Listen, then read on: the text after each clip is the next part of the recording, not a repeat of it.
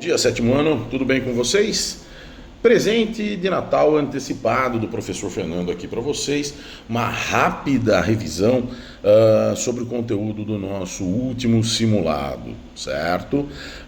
Então, é o seguinte, prometo ser o mais rápido possível, o mais objetivo possível e tenho certeza que esse aqui vai ser um caminho, né, para que vocês possam fazer um simulado, ter um resultado, um simulado bem satisfatório, uma força para a galera que está aí meio que penduradinha, mas que está correndo atrás, está fazendo força, e para a galera que está mais tranquila, né, que está navegando em águas mais calmas, continuarem no seu rumo, no seu trajeto de forma bem mansa e bem serena, tá ok? Bom, senhoras e senhores, nosso simulado vai tratar das regiões Sudeste, Centro-Oeste e Sul do Brasil, ok? Para aqueles que estão trabalhando na lista de exercícios, no quadrão comparativo das regiões, esse aqui é um resumo da nossa lista de exercícios, da nossa última lista de exercícios, que vai com certeza dar uma iluminada no caminho de vocês, tá bom? Então vamos por partes, vamos organizar a nossa vida por aqui. O que eu peço para as senhoras e para os senhores é que estejam atentos a elementos básicos, tá, da formação do território brasileiro, especificamente dessas três regiões, tá legal? Então vamos começar com região Centro-Oeste, tá? As unidades federativas que fazem parte da região Centro-Oeste são Mato Grosso do Sul, Goiás e Distrito Federal. Capitais: Cuiabá, Campo Grande, Brasília e Goiânia, beleza? Não deem na ordem, então vocês resolvam aí. Seguinte, moçada, vamos lá. A região Centro-Oeste do Brasil, ela é caracterizada economicamente pela exploração do chamado primeiro setor da economia, que envolve, além da mineração, aquilo que se tira da terra, não é? Então a gente vai trabalhar com a agricultura e a pecuária. Inclusive é importante que se diga, nessa região do Brasil se concentra a maior parte da produção agrícola brasileira, que sustenta em boa parte a economia do nosso país, não é? Então a produção de grãos, recorde atrás de recorde anualmente, a produção de proteína animal, principalmente de gado, né, carne de gado, que também bate recordes anualmente e que atendem não somente, claro, o nosso mercado interno, mas principalmente o mercado internacional, sendo responsável por boa parte das nossas exportações, tá ok? É importante que as senhoras e os senhores se lembrem que a região Centro-Oeste do Brasil, ela é caracterizada por um processo de povoamento, digamos assim, um pouco distinto, e eu escolho um marco, na verdade dois especificamente, para o aumento da população da região Centro-Oeste, sendo o primeiro deles a construção de Brasília, iniciativa do governo Juscelino Kubitschek, certo? Que transfere a capital federal do Rio de Janeiro para o Planalto Central, com motivos óbvios. O primeiro, ocupação de território, especificamente. Território vazio significa que está sujeito e suscetível a invasões, a transgressões da lei, digamos assim, de forma mais afastada dos centros do poder. Então, num primeiro momento, ocupar o território central do Brasil e, num segundo momento, político também, deslocar um pouco as atividades do governo central da grande população que vivia na capital, enquanto a capital era a cidade do Rio de Janeiro. Então há razões estratégicas do ponto de vista de ocupação do território e há também razões políticas do ponto de vista de a classe política, digamos assim, ter um pouco mais de liberdade por conta desse deslocamento geográfico de um grande centro urbano no Rio de Janeiro até a década de 1960 para o Planalto Central, certo? Bom, que mais da região Centro-Oeste é importante que se diga? Biomas. Os mais visíveis, digamos assim, Cerrado e Pantanal, Cerrado uma porção mais central, mais seca entre planaltos, e o Pantanal uma região mais alagada, mais plana, o que também eventualmente explica as atividades econômicas de cada lugar. No Cerrado uma concentração maior em atividades agrícolas, de agricultura propriamente dita, e no Pantanal atividades mais ligadas à pecuária, não que uma esteja anulando a outra, mas existe sim esse destaque. Tudo bem? É importante que a gente se lembre, predomina na região centro-oeste do Brasil o clima tropical, certo? Fica bem no meio do nosso território, bastante a norte do Trópico de Capricórnio, um pouco abaixo do Equador, então clima tipicamente tropical, ok? No que diga respeito à hidrografia, é importante que a gente se lembre da bacia do Rio Araguaia, faz parte da grande bacia Tocantins-Araguaia, mas especificamente o Rio Araguaia tem destaque na região centro-oeste brasileira, ok? Região sudeste, senhoras e senhores, 4 unidades federativas, São Paulo, Rio de Janeiro, Espírito Santo e Minas Gerais. Economicamente, se destaca a região centro-oeste por ter uma grande diversidade econômica, concentrando, ou melhor, espalhando suas atividades nesses 3 setores.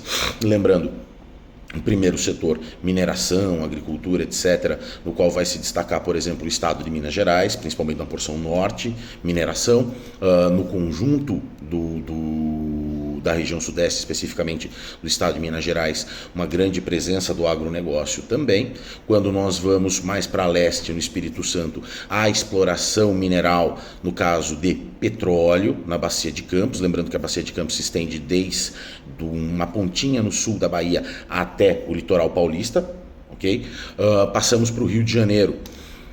O fato de ter sido a antiga capital do Brasil concentra ainda muitas atividades ligadas ao Estado brasileiro, ao governo brasileiro, então a gente vai encontrar sede de empresas importantes lá, como é o caso da Petrobras.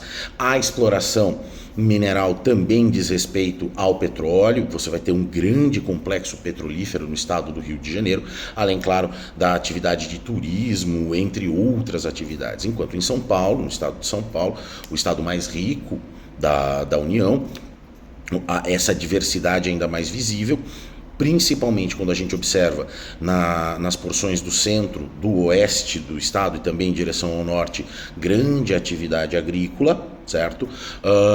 E também a industrialização do estado de São Paulo, que foi viabilizada, como as senhoras e os senhores bem sabem, marcando o final do Império do Café, quando os barões do café passaram a investir mais ainda no processo de compra, aquisição de equipamento industrial, vindo da Europa, vindo dos Estados Unidos, etc., e instalando aqui no estado de São Paulo, por outras razões, mas também por conta da rede de transportes que se encontrava já instalada aqui, principalmente a rede ferroviária, que é fruto também do investimento dos barões do café, que investiram nessa construção por conta do escoamento da produção do interior do estado para os portos, principalmente o Porto de Santos. Por fim, é importante que a gente fale do setor de serviços, porque esse setor de serviços vai se concentrar onde já esteja disponível uma infraestrutura capaz de sustentar os negócios. Por exemplo, vamos voltar um pouquinho na discussão da região concentrada, nesse caso falando especificamente de São Paulo. O fato do estado de São Paulo ser o mais industrializado, o fato de, por conta desse processo de industrialização, ele concentrar uma maior quantidade de infraestruturas técnicas, tecnológicas, redes de comunicação, etc., isso se torna um atrativo para que outras empresas também se instalem aqui no estado de São Paulo. Ora, por quê? Se já existe a infraestrutura para uma empresa,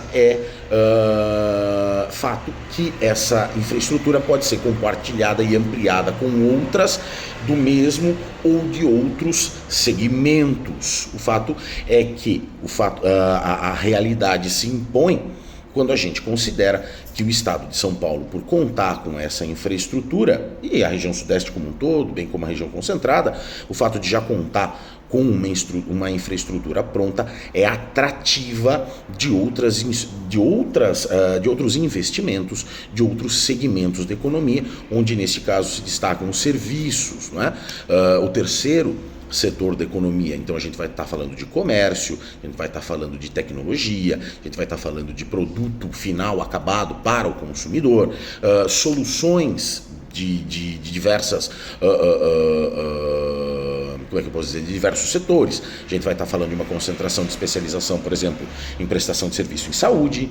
A gente vai estar falando de uma especialização na prestação de serviços de topo, digamos assim, portanto, mais caros. A gente está falando de redes de comunicações, internet, telefonia móvel e por aí vai. Então, estejam atentos a esse detalhe da região sudeste, que ela é atrativa, porque recebeu essas infraestruturas inicialmente, primeiro, e claro, o fato de já contar com essas infraestruturas faz com que a região como um todo seja atrativa para empreendimentos de diversos segmentos que dependem dessas infraestruturas técnicas, tecnológicas, de comunicação, de rede, etc., para que continuem funcionando, trabalhando, enfim. Ok? Resumão rápido. Importante para falar em linhas gerais da região sudeste do Brasil, a gente vai encontrar algumas bacias hidrográficas importantes. Uma das mais importantes, cabe destacar, é a bacia do Rio Tietê. Rio Tietê, que faz parte da bacia do Rio Paraná, o qual eu vou falar mais adiante um pouco. Rio Tietê este que historicamente faz parte do nosso cotidiano, nós como paulistas faz parte do nosso cotidiano, uma vez que a gente acompanha a longa e dolorosa saga desse rio que corta 600 e tantos quilômetros do estado e que não é morto do começo ao final, né? Existe um problema grande de saneamento básico, de uma forma geral, na região metropolitana de São Paulo e nas cidades que são cortadas pelo Rio Tietê, mas que estão ali nos arredores da capital e que têm ainda dificuldades grandes de manutenção e instalação de infraestruturas de saneamento básico, tanto ligados a empresas quanto ligados a residências, etc. Lembrando, isso é uma discussão já mais antiga, as cidades elas se organizam dos centros para as periferias e eventualmente áreas maior potencial de dano, como é o caso de margem de rios, acabam sendo concentradoras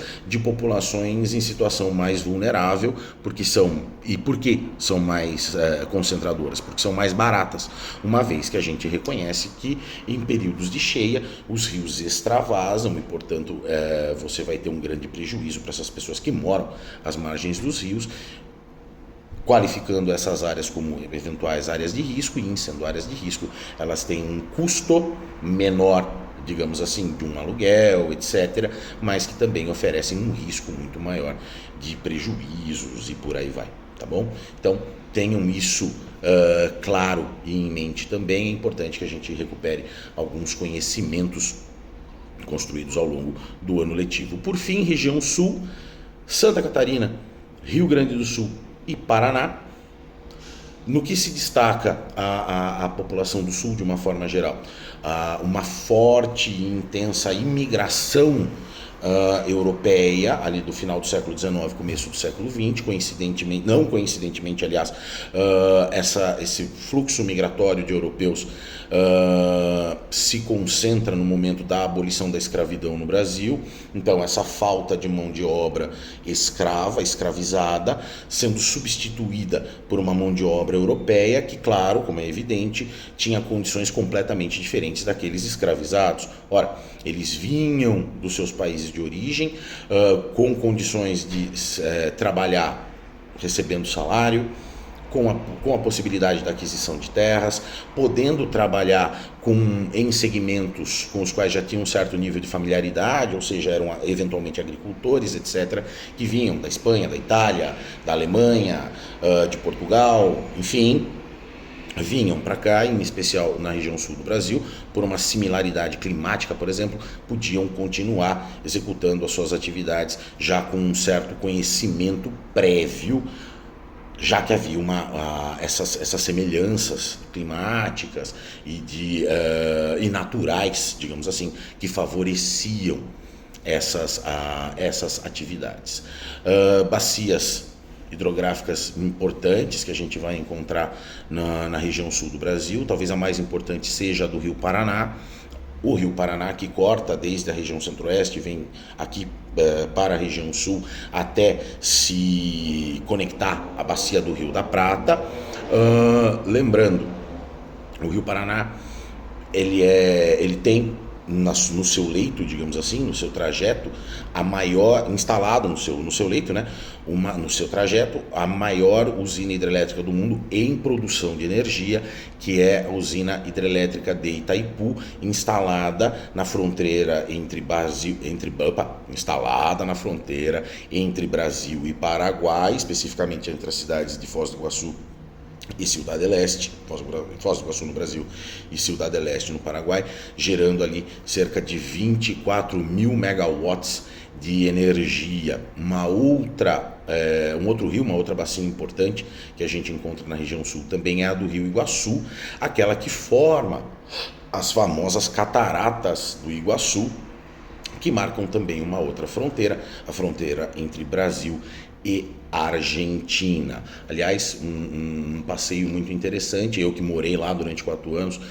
conheço bem aquela região, então sugiro para quem puder, tiver oportunidade, por favor, visite a Tríplice Fronteira, formada por Brasil, Paraguai e Argentina, nas cidades de Foz do Iguaçu, no Paraná, Ciudad del Este, no Paraguai, e Puerto Iguaçu, na Argentina. Vale o passeio, tá bom?